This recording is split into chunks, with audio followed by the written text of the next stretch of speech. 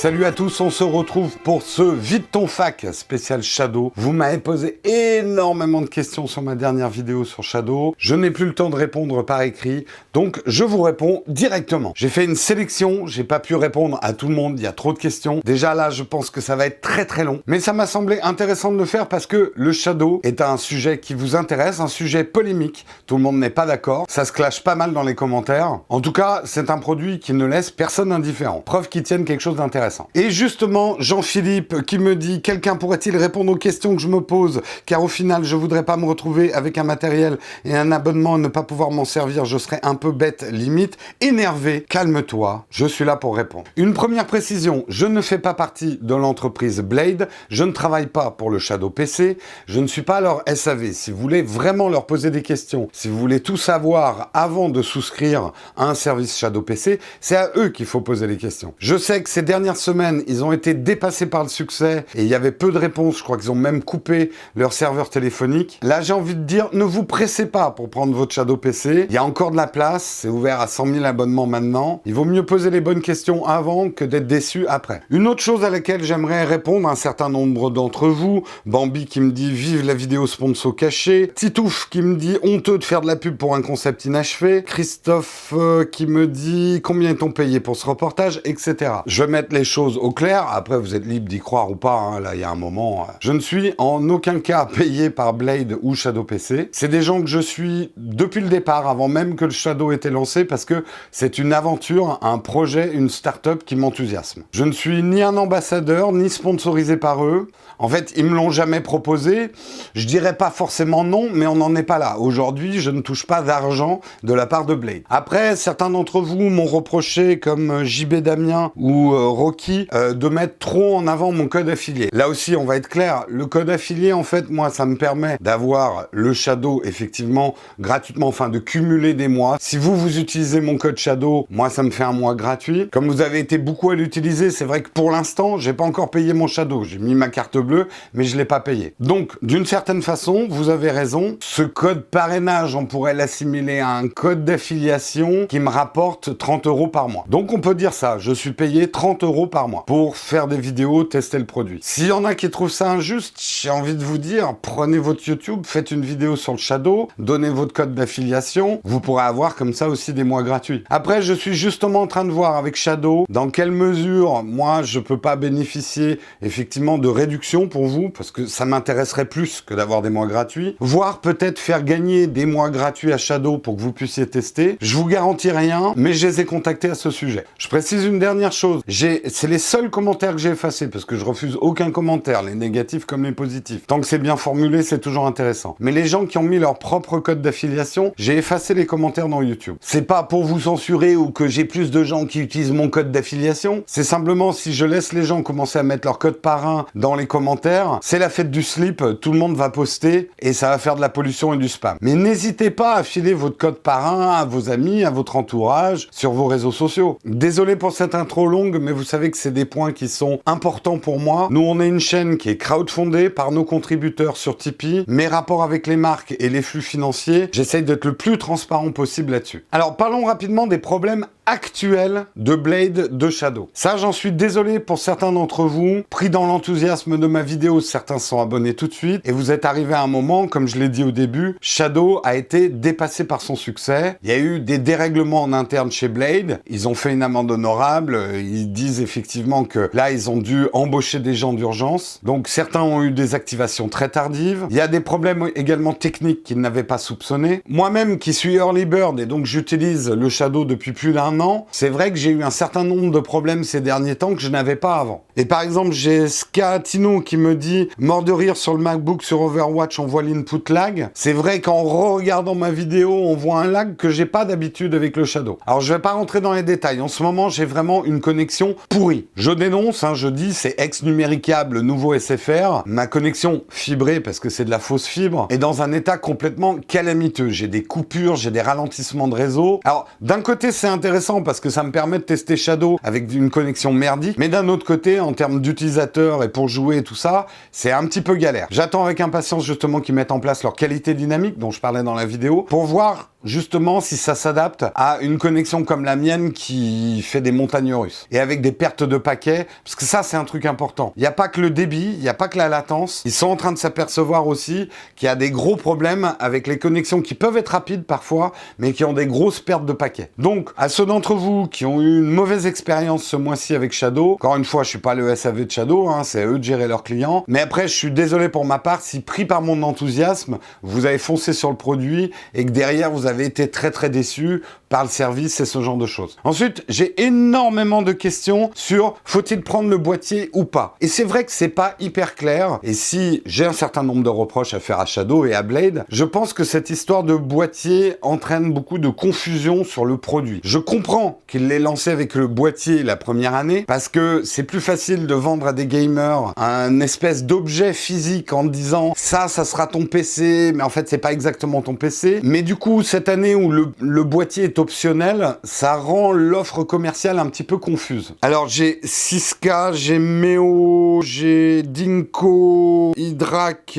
et Jean-Philippe qui me posent des questions justement sur le boîtier, la nécessité du boîtier. Non, il n'y a vraiment pas besoin du boîtier. Si vous avez un ordinateur chez vous, et moi là par exemple j'ai un petit MacBook Air, je fais tourner mon Shadow dessus. Derrière moi là, le Shadow effectivement fonctionne avec un boîtier, donc je vais vous expliquer quand même à quoi peut servir le boîtier, mais il m'arrive très souvent de le lancer à partir de mon Mac ici, de lancer ma session Shadow. Donc en fait, là, c'est mon Mac qui tourne, mais il va lancer l'appli Shadow ici. Shadow, c'est un PC distant avec tout un tas de manières d'y accéder. Et pourquoi moi je me sers quand même de mon petit boîtier, là vous le voyez, c'est la masse noire ici. Pourquoi moi je me sers quand même de mon boîtier? Finalement, c'est plus une question de confort. J'y branche mon clavier de jeu, j'y branche ma souris, j'y branche mes écouteurs pour pouvoir jouer. C'est plus pour gérer mes périphériques, même si, vous voyez là, mon clavier et ma souris sont branchés sur mon petit MacBook et ça marche très bien, je peux jouer tranquille. Donc vraiment mon conseil, si vous voulez tester le Shadow PC, que vous avez un ordinateur potable, un PC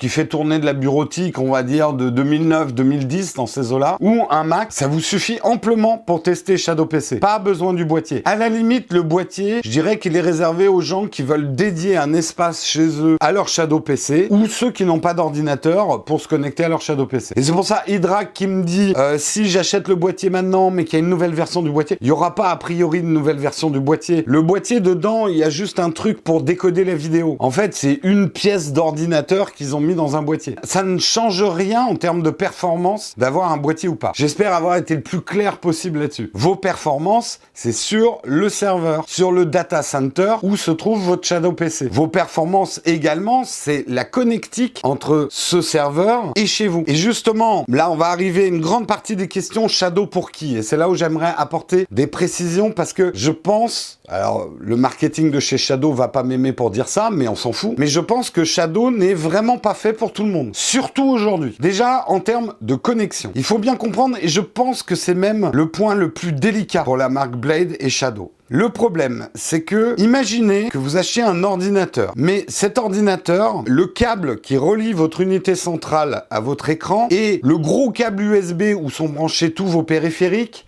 ne soit pas dépendant de la marque, mais d'un fournisseur tiers. En gros, vous avez un PC puissant, mais le fournisseur tiers, par exemple, vous fournit un câble écran qui serait plus ou moins défaillant. Quand ça marche pas bien, vous direz, putain, ça marche pas très bien ce PC. Et pourtant, c'est le fournisseur du câble écran qui fait chier dans la colle. Eh bien, ça va être tout le problème pour Blade et Shadow PC. C'est que les performances de l'ordinateur, du service PC qu'ils vous vendent, est dépendant de la qualité de votre connexion. Et donc, ça va être aux opérateurs de jouer le jeu ou pas, avec des accords de peering, et même au-delà du peering. Mais ça, justement, ça va dépendre un peu de la puissance de Shadow en termes de négociation. Pour la faire schématique, si Shadow a beaucoup de clients, les mecs de chez Blade peuvent aller voir Orange, Free, machin, et dire, mec, nous, on a 500 000 connectés à notre Shadow, faut que tu nous laisses un boulevard. Si vous voulez plus d'explications, je vous invite à aller écouter ce que disait Emmanuel sur le sujet, la première interview que j'avais faite de lui, parce que c'est des problèmes auxquels ils ont réfléchi. Mais aujourd'hui, les faits, c'est que les performances de votre Shadow PC sont intimement liées aux performances de votre opérateur et de la connexion chez vous. Et une connexion, c'est du débit, c'est de la latence, et c'est aussi de la perte éventuelle de paquets. Et le problème pour Shadow, c'est que si vous avez des performances dégradées, vous avez une mauvaise image, ou de la la latence sur votre Shadow PC, vous allez dire putain, un Shadow PC ça marche pas bien. C'est pas forcément Shadow PC qui marche pas bien, c'est peut-être votre connexion qui marche pas bien avec Shadow PC. Donc avant de rentrer dans le détail, le Shadow PC c'est pour qui? J'ai envie de vous dire, et vraiment je vous incite à le faire, prenez un abonnement d'1 mois. Oui, ça coûte 50 €, mais si vous pensez faire de votre Shadow PC votre PC du futur, ça peut être un bon investissement que de mettre 50 € un mois. Vous le testez pendant 1 mois avec votre connexion. Si ça marche pas, ne le prenez pas. Oui, ils vont s'améliorer, peut-être qu'il faudra y revenir dans 1 an, dans 6 mois, mais en gros, testez-le avant de vous engager pour 1 an. Et on peut agiter du 20 mégabits ou non, il faut de la fibre. Ça dépend complètement. Il y a des gens, il y a de la fibre et ça marche pas très bien chez eux. Il y a des gens, ils ont de la DSL et j'ai eu des retours très positifs, ça marche nickel. Moi, par exemple, avec les problèmes que j'ai avec ma connexion, ça marche très bien la journée et le soir, dès qu'il y a un peu plus de monde chez SFR, j'ai des bouillies de pixels, quoi. C'est injouable. Donc moi, personnellement, là, il faut que je change d'urgence d'opérateur. Ensuite, j'ai énormément de polémiques et de questions du physique versus le cloud. Et ça, je comprends. Et à la limite, si j'avais 20 ans de moins, à l'époque où je montais mes PC moi-même, en achetant des composants à mon galet et tout ça, je pense que j'aurais été dans le camp des détracteurs. Que ça soit Stéphane, Jean-Michel, Jean-Mi, je comprends vos réticences à passer d'un ordinateur physique pour lequel vous éprouvez une certaine affection, vous l'avez monté vous-même. Et puis il y a des gens qui ont un rapport au physique, ils ont besoin d'avoir le produit, d'avoir ça chez eux, ils se sentent beaucoup plus sûrs par rapport à une chose qui peut paraître vaporeuse chez certains, d'avoir un PC sur le cloud, mais est-ce qu'il m'appartient, est-ce qu'il m'appartient pas? Ça, je pense que c'est effectivement le gros challenge pour Shadow, c'est de passer ces barrières et ces réticences qu'il est naturel d'avoir. Et c'est là où je vais commencer à répondre pour qui est fait le Shadow. Moi, personnellement, je ne veux plus de PC de gamer physique chez moi. D'abord parce que j'ai pas la place, j'ai pas envie d'avoir une soufflerie et j'ai pas le temps, surtout, de me consacrer à monter un PC moi-même. Je joue extrêmement ponctuellement. J'ai pas envie d'investir entre 900 et 3000 € pour un gros PC de gamer dont je verrai les performances, et c'est normal, se dégrader au bout de 3, 4, 5 ans. Je suis d'accord avec vous, un PC de gamer, si t'es pas trop exigeant, tu peux le faire durer jusqu'à 7 ans. Mais petit à petit, tu vas moins pouvoir jouer aux jeux qui sortent. Donc ça, c'est pour moi le deuxième argument de Shadow hyper important et pourquoi j'ai adopté le Shadow PC. C'est le fait qu'il soit upgradé régulièrement en termes de carte graphique, me permet pour le prix d'un abonnement d'avoir un ordinateur pour moi sans souci. Je sais qu'il est toujours à jour pour que je puisse jouer d'une manière bonne, peut-être pas extraordinaire mais bonne, à tous les jeux du moment, sans me prendre la tête. Mais après, si vous êtes vraiment un gros gamer, très très attaché à la perfection de votre image, au moindre frame, je sais pas quoi, et que vous passez une bonne partie de vos loisirs à jouer, c'est peut-être pas du tout l'ordinateur pour vous. C'est pas pour ça, j'ai envie de dire, qu'il faut être agressif avec les autres qui trouvent que c'est bien. Il y a de la place pour tout le monde, il y aura toujours des PC physiques. Mais je pense quand même qu'une partie d'entre nous peuvent être intéressés par des VM, par des PC sur le cloud. Et justement, je vois une autre catégorie de personnes qui peuvent être très intéressées par le Shadow PC, c'est les streamers, les gens qui streament leurs jeux, que ça soit sur Twitch et tout ça. Là, il faut bien comprendre un truc sur le Shadow, et c'est un énorme avantage qu'ils ont, c'est que vous, votre connexion, votre opérateur va vous connecter à votre Shadow PC sur le serveur, mais une fois que vous êtes connecté à votre Shadow PC, lui-même utilise la connexion Shadow, donc la connexion du serveur. Et c'est une très très bonne connexion. Et donc, comme deuxième PC pour un streamer justement consacré au stream, c'est une alternative assez intéressante. En tout cas, ça a étudié. Je crois avoir compris justement que Shadow est en train de lancer un programme Rec Shadow pour les streamers, pour les accompagner justement dans cette démarche. Peut-être d'avoir un deuxième PC grâce au Shadow, juste consacré à vos activités de stream. Il y a Yayat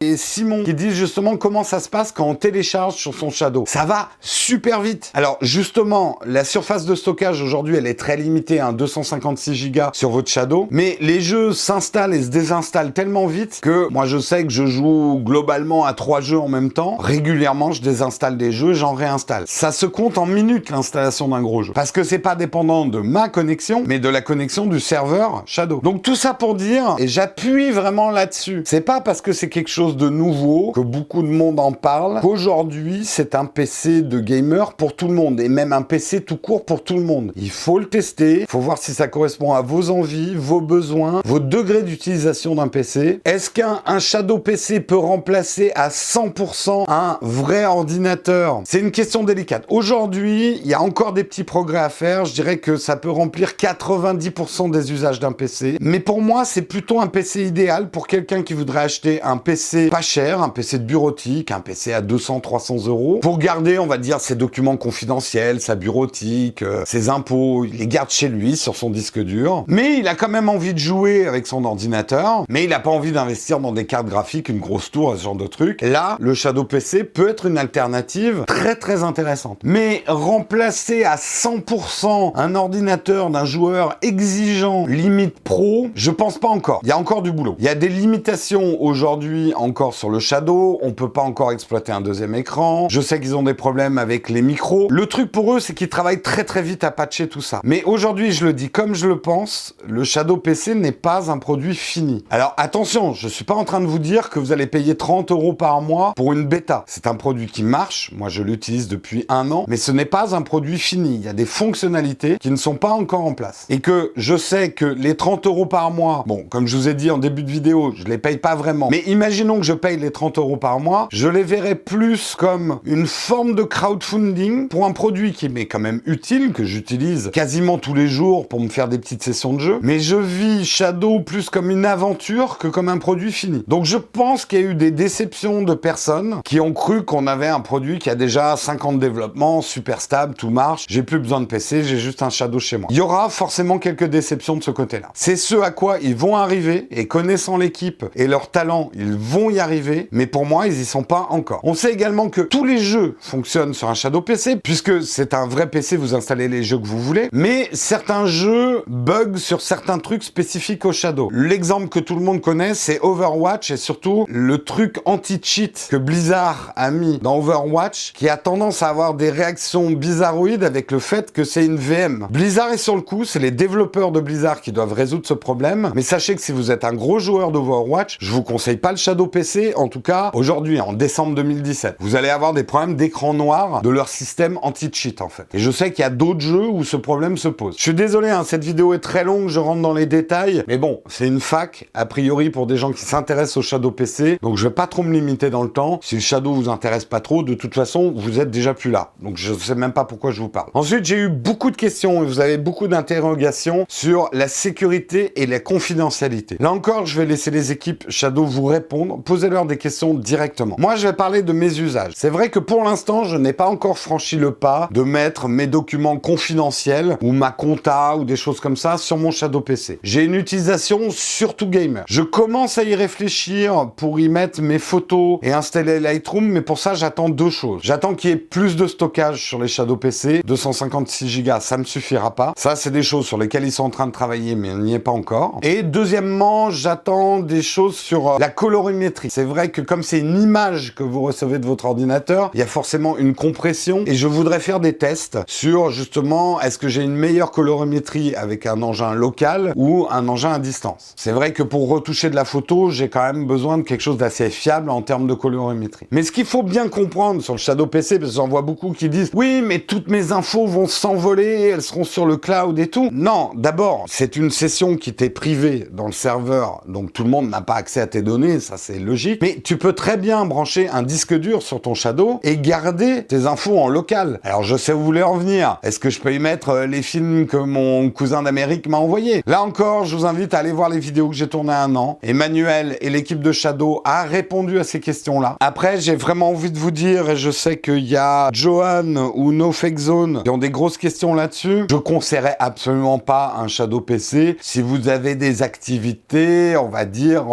grises sur Internet. D'une manière générale, tout ce qui est cloud, que ça soit Dropbox ou n'importe quoi, si vous avez des activités, on va dire, que vous préférez garder pour vous, vaut mieux pas les mettre sur les réseaux. Vaut mieux garder ça sur un disque dur redondant chez vous, faire des copies physiques. Après, est-ce que je sens que mes données sont plus protégées chez moi que sur un serveur distant? Là, ça dépend des personnes. Moi, j'ai des systèmes de sauvegarde redondants. J'amène également de temps en temps un disque dur chez mes parents avec des données sensibles pour que si j'ai une inondation ou un incendie ici, je perde pas tout. Mais après, je suis pas un expert, donc je pense que mon ordi est vulnérable. Certains disent le fait que les Shadows soient sur un serveur, ça le rend encore plus vulnérable parce que les hackers peuvent attaquer un serveur et attaquer tous les PC en même temps. C'est logique comme raisonnement. Les gens de chez Shadow ont l'air assez sûrs d'eux. J'ai envie de dire, j'espère pour eux qu'ils ont blindé le truc. Là, c'est une question de confiance. Si j'étais Blade ou si je les conseillerais, peut-être qu'ils devraient communiquer là-dessus,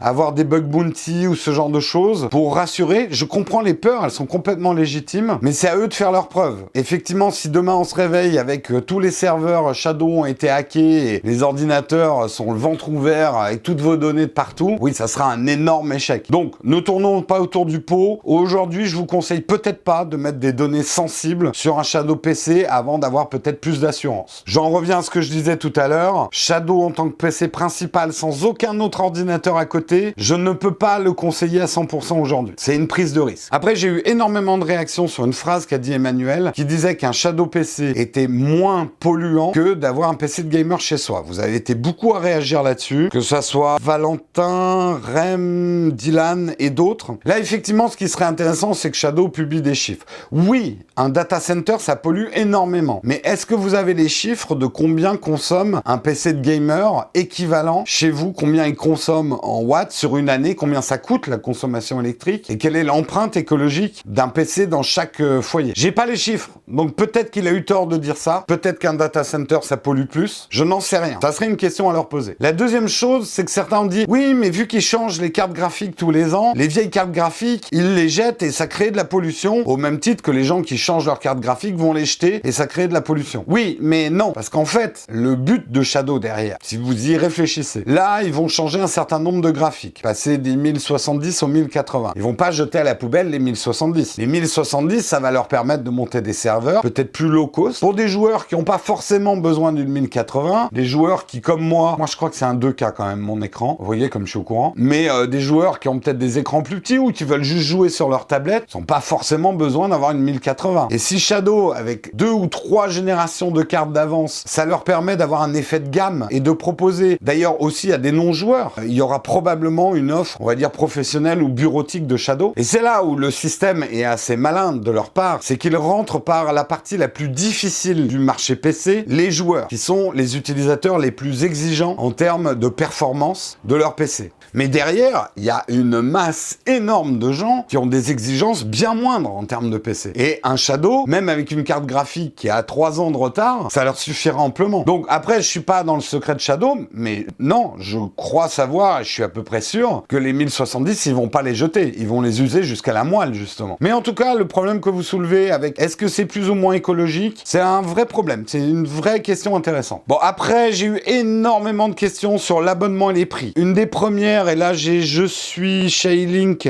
ou The Adventure Dreamer FR qui dit est-ce qu'on peut tester le Shadow gratuitement? Hélas, non. Et quelque part, c'est normal. Aujourd'hui, vous avez bien compris, la montée en charge, le sizing de Shadow, c'est ce qui leur pose des problèmes. Ils passent assez brutalement d'un maximum de 5000 clients là à 100 000 et on voit que ça leur pose des problèmes. Si ils laissaient tout le monde tester leur serveur gratuitement, ils ont pour l'instant pas les reins assez solides pour pouvoir offrir ça. Alors après, peut-être permettre des journées de tests gratuits avec une file d'attente, seront peut-être prêts à ça, on va dire peut-être dans un an. Aujourd'hui, ouvrir une session Shadow, c'est un dispositif quand même encore un petit peu complexe. C'est là où il faut différencier Shadow de toutes les offres gaming qui ont déjà existé. Vous ne partagez pas en fait votre carte graphique avec les autres. C'est ça la vraie grosse différence hardware, on va dire, de Shadow. Après, les processeurs, c'est des processeurs, oui, vous partagez quand même la puissance, mais l'idée c'est qu'ils sont optimisés pour vous offrir un PC de performance complet. Des solutions comme il y a eu Online, etc., ou même des choses qui existent maintenant comme GeForce Now, je crois, vous partagez les performances avec d'autres. Donc pour eux, ces services-là, c'est plus facile de faire un échantillonnage gratuit pour que vous testiez. Pour Shadow, ça mobilise quand même pour l'instant d'ouvrir une session, un vrai travail. Par contre, là où je suis d'accord avec vous, c'est qu'ils devraient avoir des outils à disposition pour qu'on puisse tester vraiment chez nous notre connexion avant de souscrire, même à un abonnement d'un mois. Je sais que c'est quelque chose qu'ils avaient en projet, je sais pas où ils en sont, mais pour un acheteur qui prend des précautions, je pense que ça serait indispensable d'avoir des vrais bons outils de test avant de franchir le pas. Comme je vous l'ai dit, la qualité de votre connexion, elle est tellement dépendante du résultat final du service que vous allez avoir que ça serait très important d'un point de vue marketing qu'ils mettent ces outils à disposition. Après, j'ai beaucoup de gens, je ne citerai pas tous les noms parce que beaucoup d'entre vous ont du mal entre la notion d'abonnement et acheter un produit qui t'appartient vraiment. C'est quelque chose que je comprends. C'est même le problème problème de notre siècle, on va dire même de notre décade. De plus en plus de choses deviennent immatérielles et on paye de plus en plus d'abonnements. Du coup, pour certaines personnes, on a de moins en moins l'impression d'avoir des choses. Mais ça, je dirais que c'est presque une question de caractère. Moi, ça a été difficile au début. C'est vrai que j'étais quelqu'un qui aimait bien posséder, avoir mon ordinateur sur la table, mes trucs. Et puis petit à petit, et ça a commencé avec la musique, les choses ont commencé à se dématérialiser. Je sais que moi, c'est plutôt quelque chose que je cherche. Moins maintenant j'ai de produits physiques chez moi, plus je suis content. C'est-à-dire que j'ai basculé en termes de consommateur dans un schéma où l'expérience est plus importante que la possession. C'est pour ça que, par exemple, en photo et en vidéo, je me mets à louer de plus en plus de choses. J'accorde de moins en moins d'importance à posséder les objets. Je préfère les utiliser, avoir l'expérience de l'objet et pouvoir changer facilement que de les avoir chez moi. Alors, j'ai quand même des trucs auxquels je tiens. Ma caméra, le boîtier, je suis content de l'avoir. Mais par exemple, les objectifs, quelque chose, je suis apte à louer. Et un PC de gamer, moi, rentre complètement dans ce schéma de pensée. C'est l'expérience d'avoir un PC de gamer mis à jour tout le temps, pour lequel je n'ai pas à passer du temps à le régler, à me demander est-ce qu'il faut que j'achète une carte graphique. L'expérience, pour moi, est plus importante que d'avoir un PC. Et même avoir un PC chez moi, ça me ferait chier aujourd'hui. J'ai pas la place. Mais donc, je dirais que vous pouvez raisonner mathématiquement. Est-ce que payer 30 € par mois, c'est plus ou moins cher que d'avoir un PC, de se l'acheter? Oui, mais moi, mon PC à 3000 € au bout de 3 ans, il est vraiment à moi. Alors que toi, ton Shadow PC, il est pas vraiment à toi. Oui, mais moi, il est mis à jour. Alors que toi, ton ordi physique, il est pas mis à jour. Vous voyez, il y a tellement de paramètres que c'est impossible de vraiment décider comme ça. Encore une fois, ça dépend de vous et de votre rapport aux choses. Pour certains, dépenser 30 € par mois pour un service PC est plus rentable, par exemple pour moi, que d'acheter un PC physique. Mais je ne juge pas les gens qui préfèrent acheter un PC physique. Alors après, j'ajoute un dernier point sur ces abonnements, sur le prix, qui a été levé par Icemaker et qui dit effectivement que pour interrompre son abonnement à Shadow, il faut envoyer un courrier physique, un snail mail, écrire à la main. Enfin, vous pouvez taper et imprimer. Ça, j'aurais tendance à être assez d'accord avec toi. Je comprends que ça en refroidisse certains. Un service qui est entièrement basé sur le cloud, auquel je suis obligé d'envoyer, alors je pense que c'est pour des raisons administratives ou juridiques, j'en sais rien. Donc on ne peut que espérer que c'est quelque chose qui changera peut-être dans l'avenir. Alors ensuite, j'ai une rubrique que j'ai appelée produit fini, mais j'ai déjà commencé à répondre un peu à ça. Pour moi, le Shadow n'est pas un produit encore complètement fini. Un certain nombre de ses possibilités ne sont pas encore unlockées. Je prends par exemple la réaction de Novano, Vive la France et Shadow. Pourquoi j'ai choisi cette intervention? Parce que je comprends qu'on soit sceptique, qu'on ait des interrogations. Mais pour une fois, putain bordel, pour une fois qu'on a un projet ambitieux, français, des mecs quand même qui ont des couilles, ce qu'ils font, ils ont quand même des couilles. J'ai presque... Alors, c'est ma sensation. Si Microsoft avait sorti ça, ou si Nvidia avait sorti ça, ou d'autres entreprises, je pense que certains d'entre vous n'auraient pas été aussi sceptiques. Shadow, pour moi, je le redis, c'est une aventure. C'est une aventure qui me passionne de suivre. C'est un projet extrêmement ambitieux, quelque part un peu fou. Je suis très content que ça soit des Français, mais qui sont complètement décomplexés d'être Français. Chez Shadow, on sent que ça n'a pas une importance, ils se sentent pas tout petits, quoi. Et quand Emmanuel dit on est le futur Google, j'adore. Ça peut paraître très prétentieux, mais putain, un peu d'ambition. Ah non, on est en France, hein, il faut qu'on fasse des petites choses. On est un tout petit pays avec un tout petit marché interne. Surtout, n'allons pas dans les grandes voies de l'internationalisation. Moi, honnêtement, je trouve ça dommage. Bref, on est les premiers à se plaindre des GAFA. Et pour une fois qu'on a un projet ambitieux en France, on s'empresse de cracher dessus. Genre, ah, tu vas jamais y arriver. De toute façon, c'est perdu d'avance, mec. T'es français, reste les deux pieds dans le fumier. De toute façon, les Américains vont tout voler et t'es foutu d'avance. Pauvre France.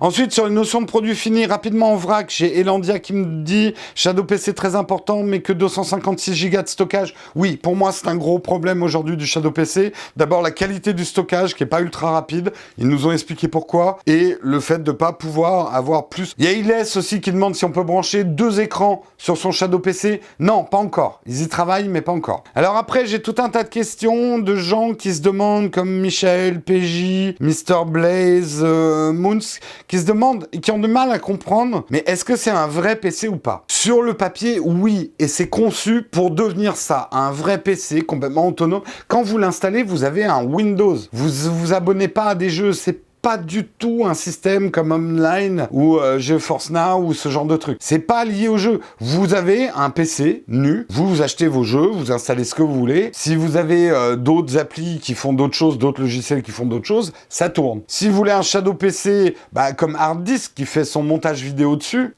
ça marche. Et certains demandent justement si je chope un virus ou si mon Windows plante, etc. Est-ce que je dois appeler le service SAV ou le dépanner moi-même? Alors, tu peux rebooter ton Shadow sans problème. Tu relances Windows, tu as un plantage, tu relances Windows, moi ça m'est déjà arrivé, comme avec un Windows physique, tu relances. Après, ce qui manque, mais c'est une fonctionnalité qui vont nous permettre de faire, mais pour l'instant on peut pas le faire. Le cas particulier où tu as un hard boot à faire, c'est-à-dire quand chez toi, tu arraches la prise ou tu appuies vraiment sur le bouton pour arrêter complètement l'ordinateur et le redémarrer complètement, ça, c'est encore une manip où il faut appeler le SAV. Tout ce que je peux vous dire, ça m'est arrivé 4 fois depuis 1 an de devoir redémarrer complètement. Ça a été surtout des problèmes de driver au tout début du Shadow. Et j'ai même appelé un samedi soir à 2h du matin, je suis tombé sur quelqu'un. On était beaucoup moins sur Shadow PC. Tout le challenge de Blade aujourd'hui, c'est d'avoir cette même qualité de service avec 100 000 clients qu'ils avaient avec 5 000. Mais tout ce que je peux vous dire, c'est qu'ils ont une hotline qui est locale, qui est ici. C'est des mecs qui s'y connaissent en PC. Marion les a appelés pas plus tard qu'il y a 3 semaines parce qu'on avait un problème avec l'appli Mac. À chaque fois, ils m'ont dépanné. Et quand il fallait redémarrer mon ordinateur, ils l'ont fait. Et ils ont répondu dans la minute. J'espère en tout cas que cette qualité de service sera maintenue. Mais c'est vrai que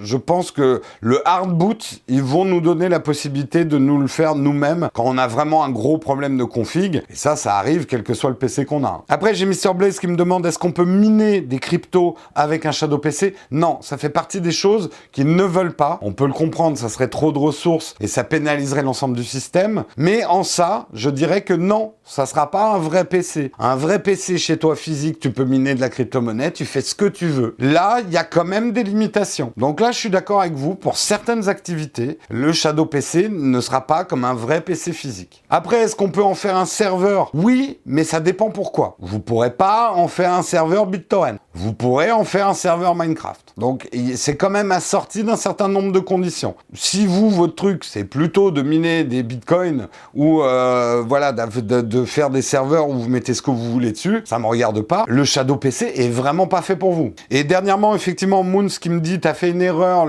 on partage que la carte graphique, pas le processeur. Oui, tu as raison.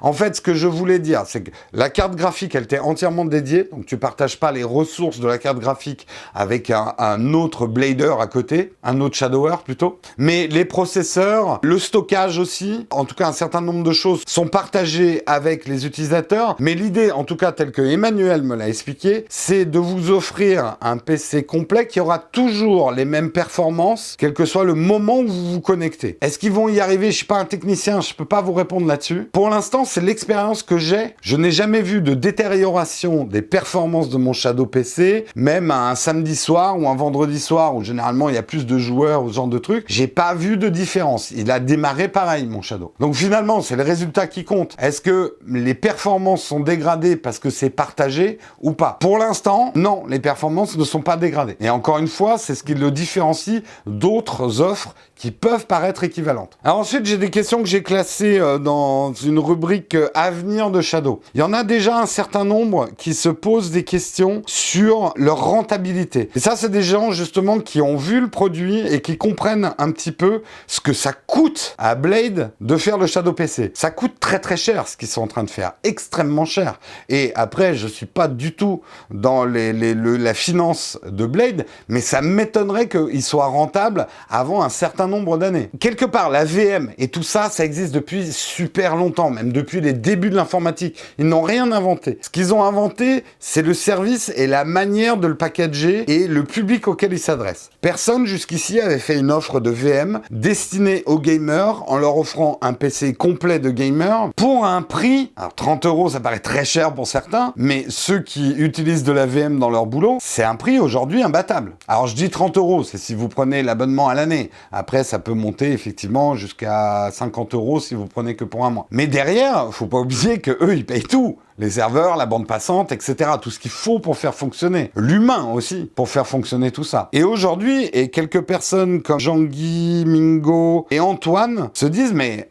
du coup, comment ça peut être rentable cette histoire? Et effectivement, ça va pas être facile pour Blade. Ils sont pas arrivés, je pense. Et c'est un vrai pari qu'ils ont. Le pari va se jouer à la fois sur la masse, combien de gens vont franchir le pas, combien de gens peuvent, parce que ce que vous dites avec raison, c'est que c'est absolument pas un ordinateur fait pour tout le monde. Il faut quand même avoir une connexion qui tient la route. Tous les Français ne peuvent pas prendre un Shadow PC. C'est triste, c'est injuste, mais c'est comme ça. Donc ils sont déjà limités en termes de clientèle. Leur projet, c'est effectivement de vendre aussi les ressources de ces serveurs quand elles sont inexploitées. Même si vous êtes un gros joueur, vous jouez quand même pas 24 heures sur 24. Votre ordinateur, votre session Shadow PC restera toujours privative. Mais vos ressources peuvent être allouées, si non utilisées, pour des entreprises qui ont besoin de grosses puissances de calcul et ce genre de choses. Si j'ai bien compris Emmanuel, c'est une partie du business model. Les gamers sont finalement là. Je pense pas que leur rentabilité va se faire par les gamers. Mais par contre, le marketing va se faire par les gamers.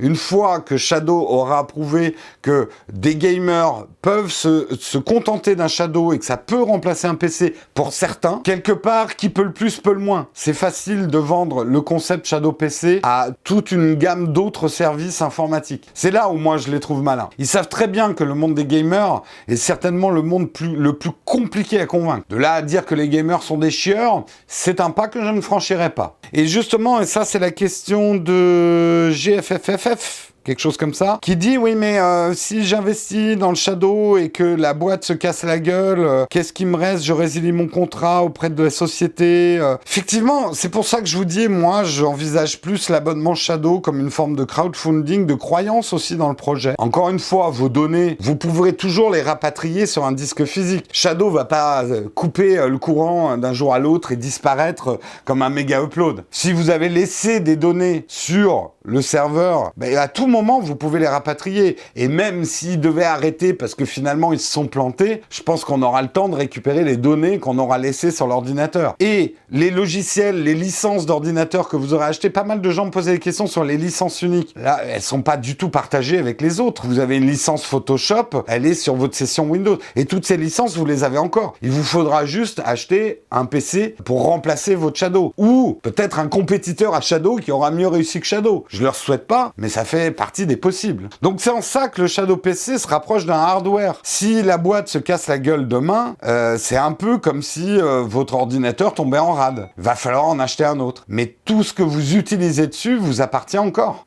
Bon, quelques questions en vrac parce que j'aimerais vraiment répondre. Hélas, je peux pas répondre à tout le monde, mais j'ai vraiment envie de répondre à un maximum de gens. Alors, The Vortex qui me demande, juste pour être sûr, peut-on profiter du Shadow PC au Canada? Non, pas encore. Johan, alors ça c'est un petit clin d'œil personnel, qui me dit qu'il travaillait dans la même entreprise que moi autrefois, et donc je le salue également. Salut Johan, j'espère que tu vas bien. Et lui nous dit, il confirme, le Shadow c'est juste le feu, vivement que ça se démocratise. Et il me dit en plus, j'aime beaucoup le format que tu proposes, c'est top, continuez comme ça. T'inquiète, on continue. Bon, puis si tu vois des gens que je connais, hein, tu leur fais la bise. Valentin qui me demande quel est mon débit montant et descendant. Vous êtes beaucoup à me poser des questions sur combien j'enregistre et tout ça. En fait, là, j'ai besoin de vous. Je m'y connais pas. Je suis pas un très bon en PC, hein. Je suis plutôt Mac pour travailler. Quels sont les outils que vous me recommanderiez pour tester tout ça? En gros, quel est l'outil, le meilleur outil pour tester ma connexion entre, par exemple, mon Mac et le serveur Shadow? Ensuite, pour tester mes débits sur mon Shadow directement. Bref, quels seraient les outils que vous utiliseriez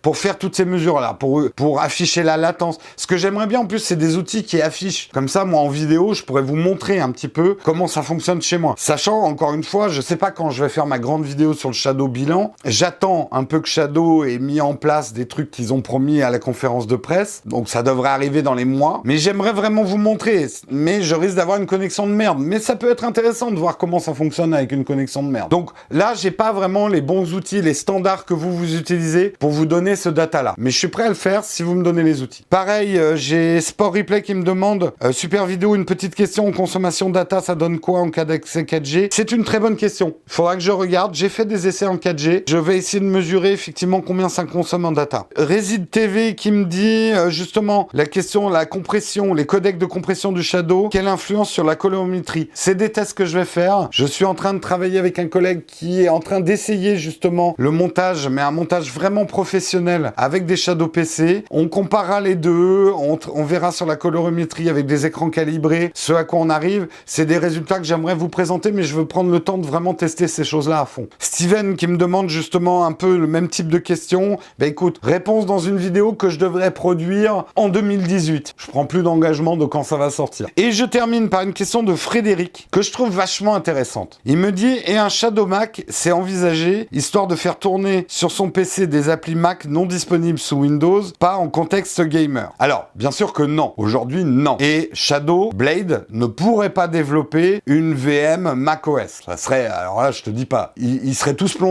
dans le bain d'acide par Tim Cook. Mais tu rejoins une réflexion que j'ai et que je vous livre. Si j'étais Tim Cook, déjà je serais beaucoup plus riche, mais c'est pas là le problème. Mais si j'étais Tim Cook, eh bien je m'empresserais de racheter tout de suite Blade et Shadow. Alors c'est peut-être qu'un rêve de consommateur, mais je pense que ça résoudrait certains problèmes du Mac et de l'écosystème macOS. Aujourd'hui, imaginez des Macs qui seraient vendus sans problème de carte graphique parce que si vous avez vraiment besoin de carte graphique, vous avez notre système iShadow qui vous permet soit de lancer une session Windows, soit une session macOS, avec toute la puissance dont vous avez besoin, parce qu'on a mis des gros serveurs, machin, là, à l'autre bout. Vous nous payez l'abonnement au prix Apple, donc là, on serait pas à 30 € par mois, c'est ça qui me fait peur si l'opération se fait. Mais réfléchissez un peu à ça. Est-ce que ça serait pas un peu le truc topissime? Des Macs moins chers, parce qu'il y aurait moins de composants, et si t'as besoin de puissance, t'as un système d'abonnement. Et ça fonctionnerait hyper bien avec les iPads, les iPhones et tout. Et ça serait ouvert au reste du monde, parce que si vous avez un PC et que vous avez besoin de puissance, Apple pourrait très bien vous vendre une session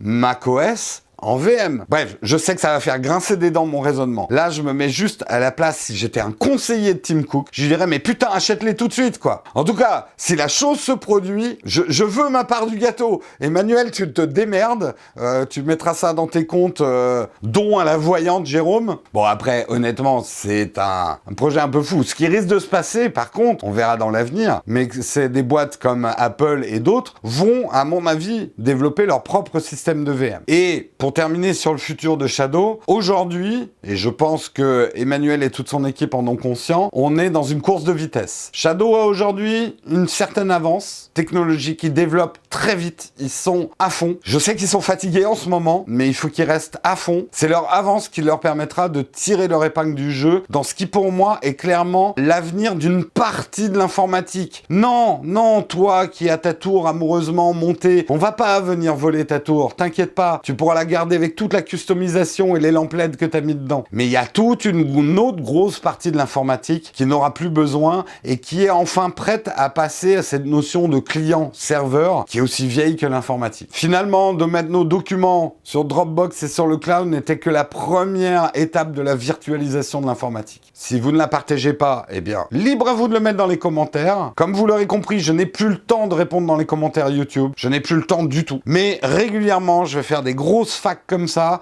peut-être sur des sujets. Voilà, Shadow, quand j'ai vu le nombre de questions, je me suis dit, c'est évident, il faut que je fasse une vidéo. Soit je passe une journée entière à leur répondre par écrit, soit je passe bientôt 1h30 à enregistrer une vidéo. Bon, sur ce, il faut vraiment que j'arrête. Désolé pour ceux dont j'ai pas pu répondre. N'hésitez pas, si vous êtes utilisateur Shadow, à répondre à des gens sur YouTube, de taper une réponse, un mec qui pose une question, de répondre. Hein, les réponses aux commentaires, ça peut être collaboratif. Je pense pas que je vais vous voir avant Noël, parce que c'est dans 3 jours. Donc je vous souhaite un joyeux Noël, mais on se retrouve très très vite. Et oui, pas de vacances pour les braves. Ciao tout le monde!